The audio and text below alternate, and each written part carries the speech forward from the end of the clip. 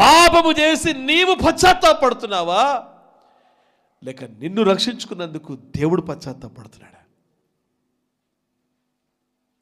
నీ ఎడల ఉన్నత ఉద్దేశాలు, గొప్ప ఆశీర్వాదాలు, గొప్ప సంకల్పము కలిగిన దేవుడు నువ్వు చేసే పని బట్టి ఆయన మాటి మాటికి పశ్చాత్తాపడుతున్నాడా? మరలా మరలా మరలా ఆయన సిలువ వేయబడుతున్నాడా?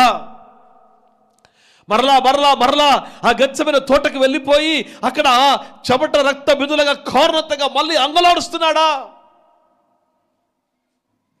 ఒకసారి ఆలోచన చేసుకో. ఎంత గొప్ప ఉన్నత ఉద్దేశాలు దేవుడు నిన్ను కలిగి ఉన్నాడు.